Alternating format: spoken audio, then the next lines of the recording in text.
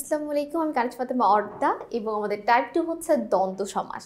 দ্বন্দ্ব সমাস তার নামই হচ্ছে দ্বন্দ্ব। এক জিনিস সবসময় তোমরা মনে রাখবে যে একসাথে দুই নৌকায় পা দিবে সে কিন্তু সবসময় ঝগড়ার মধ্যে থাকবে।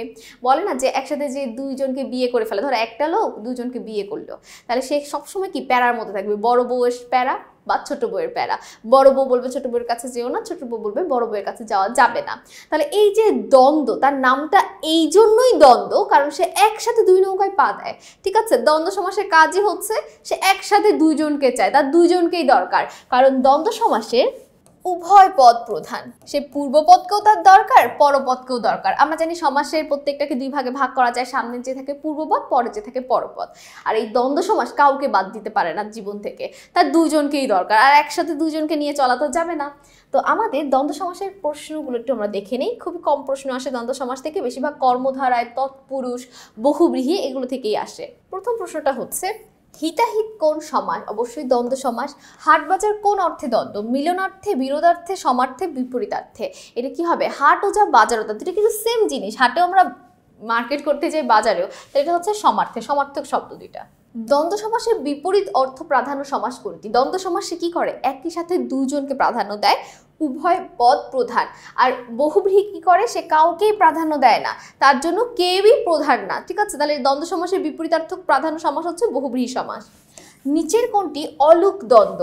অলুক দ্বন্দ্বটা কিন্তু খুবই গুরুত্বপূর্ণ একটা প্রশ্ন। আমি যে 4টা বা 5টা প্রশ্ন টাইপে রেখেছি, এই 5টা প্রশ্ন করলে দ্বন্দ্বের সব বেসিক ক্লিয়ার হয়ে যাবে।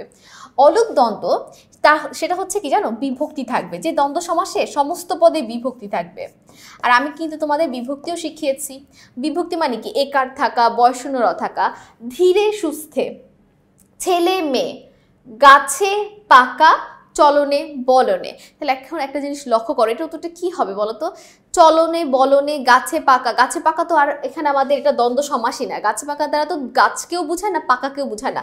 এটা অলুক, এখানে একটা একার আছে, কিন্তু এটা কিন্তু তৎপুরুষ, কারণ এটা পরপদকে প্রাধান্য দেয়। আমাদের তো এটাও লক্ষ্য রাখতে হবে দ্বন্দ্ব সমাস উভয় পদকে প্রাধান্য দেয়। তাহলে এর উত্তরটা কি হবে বলো তো?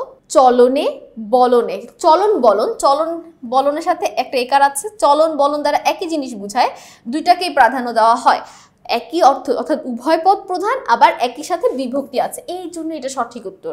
বাকিগুলোতে বিভক্তি থাকলেও সেটাতে কিন্তু পরপদকে প্রাধান্য দিচ্ছিল। আর দ্বন্দ্ব সমাস হতে হলে শর্ত হচ্ছে কি? উভয় পদকে প্রাধান্য দিতে হবে। আর ছেলে মেয়েতে তো কোনো বিভক্তি যুক্তই হয় নাই, ছেলে বানানে অলরেডি একার ছিল, এটা নতুনভাবে যুক্ত হতে হবে। একার থাকলেই হবে তা না, বিভক্তি আকারে যুক্ত হতে হবে।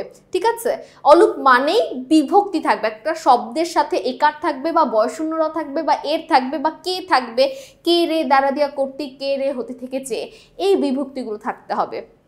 তো সকলকে অসংখ্য ধন্যবাদ দ্বন্দ্বর সমাজটা আমাদের সাথে সমাধান করার জন্য। পরবর্তী পর্বে আমন্ত্রণ রইল। আসসালামু আলাইকুম, আল্লাহ হাফেজ।